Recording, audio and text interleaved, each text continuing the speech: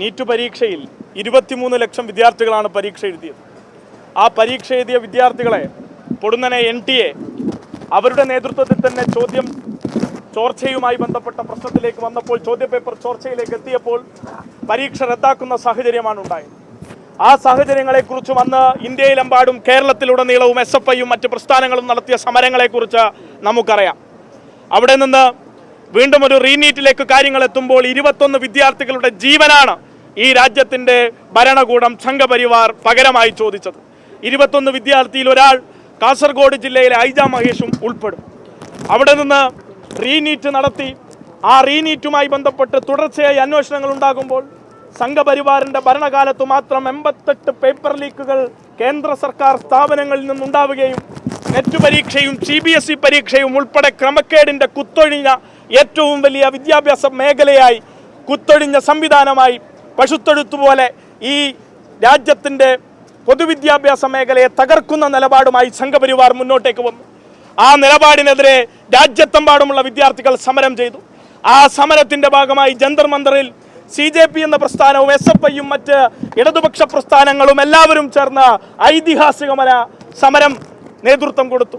ആ ഐതിഹാസികപരമായ സമരത്തിന് കഴിഞ്ഞ ഘട്ടത്തിൽ ഇന്ത്യയിലെ വ്യത്യസ്ത വിഷയങ്ങളിൽ ഇടപെട്ടിട്ടുള്ള സോനം വാങ്ചുക് എന്ന മനുഷ്യരും അതിന് നേതൃത്വം കൊടുത്തു.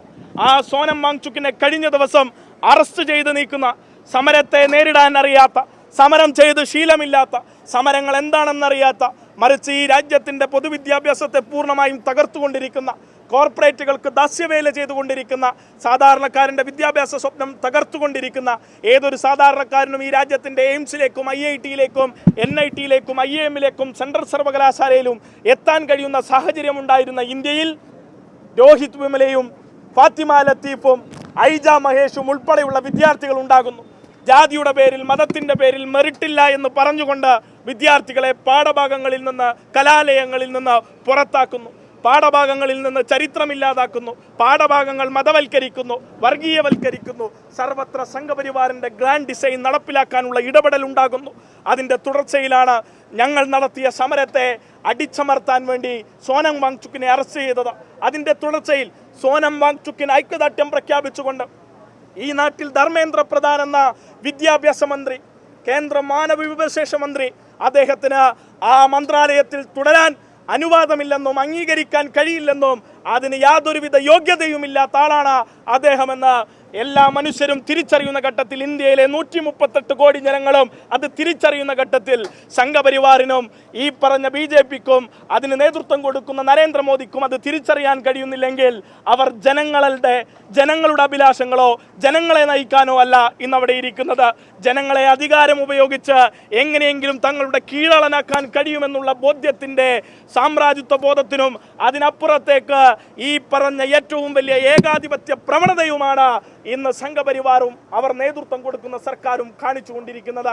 അതിൻ്റെ ഭാഗമായി സോനം വാങ്ചുക്കിന് ഐക്യദാർഢ്യം പ്രഖ്യാപിച്ചുകൊണ്ട് SFIയുടെ അഖിലേന്ത്യാ പ്രസിഡന്റ് ആദർശം സജിയും SFIയുടെ അഖിലേന്ത്യാ ജോയിന്റ് സെക്രട്ടറി ആയുഷി ഘോഷും അവിടെ സമരം തുടർന്നു. നിരാഹാര സമരത്തിൻ്റെ തുടർച്ചയിൽ ഇന്ന് പാർലമെന്റിലേക്ക് മാർച്ച് നടത്തി. പാർലമെന്റിലേക്ക് SFI ഉൾപ്പെടെയുള്ള സംഘടനകൾ മാർച്ച് നടത്തിയപ്പോൾ ഇന്ത്യ ഇന്ന് വരെ കാണാത്ത പങ്കാളിത്തവുമായി വിദ്യാർത്ഥികളും യുവജനങ്ങളും മാതാപിതാക്കളും ഡൽഹിയിലെ ജന്തർ മന്ദറിലേക്കും ഡൽഹിയിലെ വിവിധ പ്രാന്തപ്രദേശങ്ങളിൽ നിന്നും ഇന്ത്യയിൽ നിന്നെമ്പാടും ഡൽഹിയിലേക്ക് ഒഴുകിയെത്തുന്ന കാഴ്ച കഴിഞ്ഞ ദിവസങ്ങളിൽ നമ്മൾ കണ്ടു. ആ കാഴ്ചയുടെ അവസാനിപ്പ്, ആ കാഴ്ചയുടെ തുടർച്ച നമ്മൾ ഇന്ന് കാണുമ്പോൾ പാർലമെന്റിലേക്ക് മാർച്ച് ചെയ്ത വിദ്യാർത്ഥികളെ എല്ലാവിധ പ്രോട്ടോക്കോളുകളും ലംഘിച്ചുകൊണ്ട് അമിത്ഷായുടെ ഡൽഹി പോലീസ് എല്ലാവിധ പ്രോട്ടോക്കോളുകളും ലംഘിച്ചുകൊണ്ട് അവരെ മർദ്ദിക്കുന്ന കാഴ്ചയാണ് നമ്മൾ കണ്ടത്. റോട്ടിൽ തെരുവിലിട്ട് വലിച്ചിഴക്കുന്നു. പെൺകുട്ടികളെ പോലും പുരുഷ പോലീസ് കൈകാര്യം ചെയ്യുന്ന കാഴ്ച നമ്മൾ കണ്ടു. ജന്തർ മന്ദറിലെ എല്ലാ സമര ഗേറ്റുകളും, സമരത്തിന് വേണ്ടി സ്ഥാപിച്ചിട്ടുള്ള എല്ലാ ഗേറ്റുകളും അടിച്ചു തകർത്തുകൊണ്ട് സമരത്തിൻ്റെ സ്റ്റേജിലേക്ക് ഈ പറഞ്ഞ എല്ലാവിധ ആയുധങ്ങളും പോലീസിൻ്റെ സന്നാഹമായി ഉപയോഗിക്കപ്പെട്ടു. അതിൻ്റെ ഭാഗമായി ടിയർ ഗ്യാസ് ഉൾപ്പെടെ സമരത്തിൻ്റെ ഉള്ളിലേക്ക് വലിച്ചെറിയുന്ന ഏറ്റവും വലിയ കിരാതമായ കാഴ്ച നമ്മൾ കണ്ടു. JP നദ്ദയെ 2 മണിക്കൂർ കാത്തുനിന്ന്, അരമണിക്കൂർ കാത്തുനിന്ന്, 2 മണിക്കൂർ കാത്തുനിന്ന് 10 മിനിറ്റ് കാഴ്ച കാണാൻ അദ്ദേഹത്തിൻ്റെ മുന്നിൽ ഈ രാജ്യത്തിൻ്റെ വിദ്യാർത്ഥികളുടെ പരാതികൾ പറയാൻ സമയം കൊടുത്തു എന്നാണ് ചില മാധ്യമങ്ങൾ റിപ്പോർട്ട് ചെയ്തതായി കണ്ടത്. പ്രിയമുള്ളവരെ, നമ്മൾ ഏത് രാജ്യത്താണ് ജീവിക്കുന്നത്? ഏത് രാജാവാണ് നമ്മളെ ഭരിക്കുന്നത്? ഏത് നാടുവാഴിയാണ് നമ്മളെ ഇപ്പോഴും നോക്കിക്കൊണ്ടിരിക്കുന്നത്? എത്ര കാലമായി നമ്മളിങ്ങനെ കൊളോണിയൽ ബാധിപ്പുകളും എത്ര കാലമായി നമ്മളിങ്ങനെ രാജശേഷിപ്പുകളും കൊണ്ട് ജീവിക്കുക? എന്തിനാണ് നമുക്ക് ഇത്രയും വലിയ ജനാധിപത്യത്തിന്റെ ഗിരിശൃംഗങ്ങളിൽ മകുടോദാഹരണമായി രാജ്യത്തിന്റെ മുന്നിൽ നിൽക്കുന്ന ഈ മന്ത്രിമാരെ കാണാൻ ഈ രാജ്യത്തെ മനുഷ്യർക്ക് കഴിയുന്നില്ലെങ്കിൽ പിന്നെ ആർക്കാണ് കഴിയുക? ഈ മന്ത്രിമാരെ കാണാൻ ഈ രാജ്യത്തിന്റെ വിദ്യാർത്ഥികൾക്ക് കഴിയില്ലെങ്കിൽ പിന്നെ ആരെയാണ് ഇവർ കാണുന്നത്? അതുകൊണ്ട് തന്നെ 10 മിനിറ്റ് കാണാൻ എന്നുള്ള വാർത്ത ശരിയാണെങ്കിൽ തന്നെ തിരിച്ചറിയേണ്ട ഒരു കാര്യം, ആ 10 മിനിറ്റിന് ശേഷം RSSന്റെ നരനായാട്ടായിരുന്നു വിദ്യാർത്ഥികൾക്ക് മേൽ നടന്നത്. ആ ചർച്ചയെ സംബന്ധിച്ചോ മറ്റ് വിഷയങ്ങളെ സംബന്ധിച്ചോ ഒരു വാർത്തയുമില്ലെന്നിരിക്കെ തന്നെ നരനായാട്ട് വിദ്യാർത്ഥികൾക്ക് മേലിൽ നടത്തിയത് അറിഞ്ഞ സംസ്ഥാനങ്ങളിൽ ചിലത് കേരളം പോലുള്ള സംസ്ഥാനങ്ങളാണ്. ഇന്ത്യയിലെ ഗോഡി മീഡിയകൾ ഒന്നു തന്നെ പോലും ഈ വാർത്ത റിപ്പോർട്ട് ചെയ്തില്ലെന്ന് മാത്രമല്ല, വിദ്യാർത്ഥികളെ തല്ലിച്ചതക്കുന്നത് അവരുടെ മുന്നിൽ വെച്ച് ഇത് രാജ്യദ്രോഹികളാണെന്നും ദേശദ്രോഹികളാണെന്നും ഇവർക്കിതൊക്കെ കിട്ടേണ്ടതാണെന്നുമുള്ള വാർത്ത കൊടുക്കുന്നവരായി രാജ്യത്തിൻ്റെ ഗോഡി മീഡിയകൾ മാറിയിരിക്കുന്നു. നരേന്ദ്രമോദിയുടെ നിയന്ത്രണത്തിലുള്ള, അമിത്ഷായുടെയും അദാനിയുടെയും നിയന്ത്രണത്തിലുള്ള മീഡിയ ഹൗസുകൾ ഭരിക്കുന്ന രാജ്യത്തിൻ്റെ ഇന്നത്തെ മാധ്യമ ശൃംഖല മേഖല തീർച്ചയായും രാജ്യത്ത് സംഘപരിവാറിന് വിരുദ്ധമായി നടക്കുന്ന ഒരു സമരത്തെയും അംഗീകരിക്കുന്നില്ല. ഈ സമരം ഏറ്റവും അടിസ്ഥാന വിഭാഗത്തിൽപ്പെടുന്ന മനുഷ്യർക്ക് വേണ്ടിയുള്ളതാണ്, വിദ്യാർത്ഥികൾക്ക് വേണ്ടിയുള്ളതാണ്, വരും തലമുറക്ക് വേണ്ടിയുള്ളതാണ്. നമ്മൾ പഠിച്ചാൽ മാത്രം മതി എന്ന് നമ്മളോട് ഉപദേശിക്കുന്ന എല്ലാ മനുഷ്യരുമുള്ള ഈ നാട്ടിൽ അവരോട് തിരികെ ഒരു ചോദ്യം ചോദിക്കേണ്ട സമയമായിരിക്കുന്നു. പഠിച്ചതുകൊണ്ട് എന്താണ് ഈ രാജ്യത്തുനിന്ന് ഗുണം എന്ന് ചോദിക്കേണ്ട അവസ്ഥയിലേക്ക് കാര്യങ്ങൾ മാറുന്നു.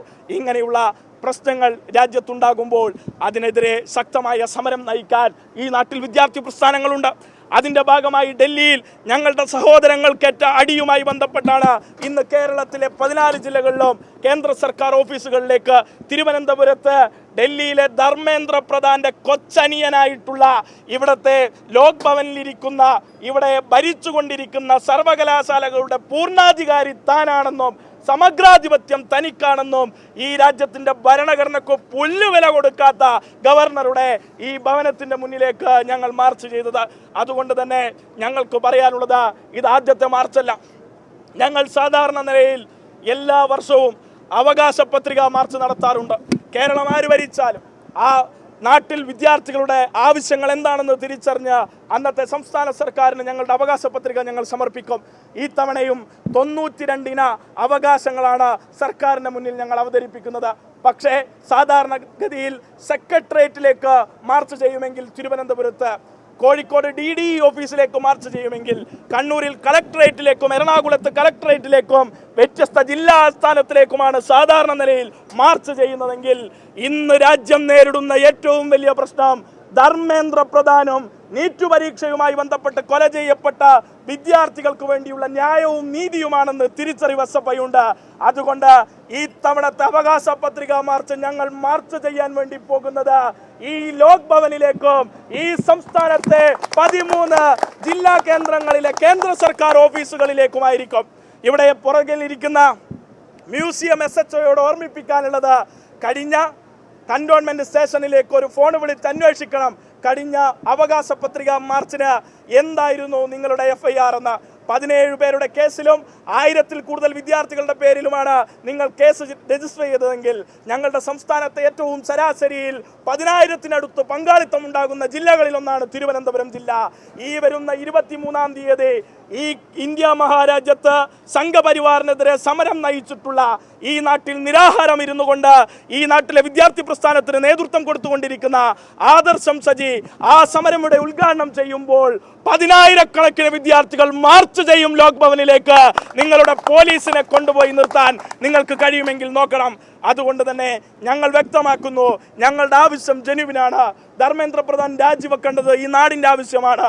NTA പിരിച്ചുവിടേണ്ടത് ഈ നാടിൻ്റെ ആവശ്യമാണ്. ഈ രാജ്യത്തിൻ്റെ പൊതുവിദ്യാഭ്യാസ മേഖലയെ തകർത്തുകൊണ്ടിരിക്കുന്ന 75,000 പൊതുവിദ്യാഭ്യാസ സ്കൂളുകൾ സർക്കാർ സ്കൂളുകൾ പൂട്ടിക്കെട്ടിയ സംഘപരിവാറിന്റെ സർക്കാരിന് ഈ നാട്ടിലെ സാധാരണക്കാർക്കൊന്നുമേ നൽകാനില്ലെന്ന് മനുഷ്യർ തിരിച്ചറിഞ്ഞിരിക്കുന്നു.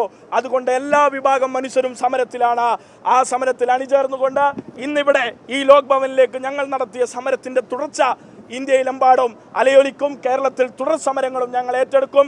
വരും ദിവസങ്ങളിൽ സംസ്ഥാനത്തെ മുഴുവൻ യൂണിറ്റുകളിലും സ്കിപ്പ് ദ മീൽ എന്ന പ്രഖ്യാപനവുമായി സംസ്ഥാനത്തെ 10 ലക്ഷം വിദ്യാർത്ഥികൾ, സംസ്ഥാനത്തെ മുഴുവൻ സ്കൂളുകളിലെയും കോളേജിലെയും വിദ്യാർത്ഥികൾ ഉച്ചഭക്ഷണം ബഹിഷ്കരിച്ചുകൊണ്ട് ധർമ്മേന്ദ്ര പ്രധാന്റെ രാജി ആവശ്യപ്പെട്ടുകൊണ്ടുള്ള സമരവും ഈ നാട്ടിൽ നടക്കുമെന്ന് മാത്രം പറഞ്ഞുകൊണ്ട്, പ്രിയമുള്ളവരെ, അടങ്ങാത്ത സമരമാണ് ഈ രാജ്യം നമ്മളോട് ആവശ്യപ്പെടുന്നത്. രണ്ടാം സ്വാതന്ത്ര്യ സമരം എന്നാണ് സോനം വാങ്ചുക് ഈ സമരത്തെ വിളിച്ചത്. പ്രിയമുള്ളവരെ, രണ്ടാം സ്വാതന്ത്ര്യ സമരം ഈ നാടിന് ആവശ്യകരമായി മാറിയിരിക്കുന്ന ഘട്ടത്തിലേക്ക് കാര്യങ്ങൾ മാറിയിരിക്കുന്നു. ആ സമരത്തിന്റെ മുന്നണി പോരാളികളായി സ്വാതന്ത്ര്യം, ജനാധിപത്യം, സോഷ്യലിസം ആലേഖനം ചെയ്ത പതാകയുമായി SFI ഉണ്ടാകുമെന്നുള്ള ഉറപ്പാണ് ഇതിന്റെ ഭാഗമായി ഞങ്ങൾക്ക് നൽകാനുള്ളത്. അവിടെയും ഞങ്ങളുടെ തെല്ലൊന്നൊരു വിമർശനം ഞങ്ങൾ ചൂണ്ടിക്കാണിക്കുന്നു. ഇത്ര വലിയ അനീതി ഈ രാജ്യത്ത് നടക്കുമ്പോൾ, ഇത്ര വലിയ ക്രൂരത ഈ രാജ്യത്ത് വെച്ച് നടക്കുമ്പോൾ, ഈ രാജ്യത്തിന്റെ പ്രതിപക്ഷ നേതാവ് എവിടെ എന്ന ചോദ്യം ഞങ്ങൾ അവശേഷിപ്പിക്കുന്നു. അത് ഈ നാടിന്റെ മനുഷ്യർക്കറിയേണ്ട ഉത്തരമാണ് എന്ന് മാത്രം പറഞ്ഞുകൊണ്ട് ഈ പരിപാടി ഔപചാരികതയുടെ പേരിൽ ഈ സമര പരിപാടി ഉദ്ഘാടനം ചെയ്തുകൊണ്ട് ഇവിടെ പങ്കെടുക്കുന്ന മുഴുവൻ വിദ്യാർത്ഥികളെയും SFIക്ക് വേണ്ടി അഭിവാദ്യം ചെയ്തുകൊണ്ട് നിർത്തുകയാണ്. അഭിവാദ്യങ്ങൾ.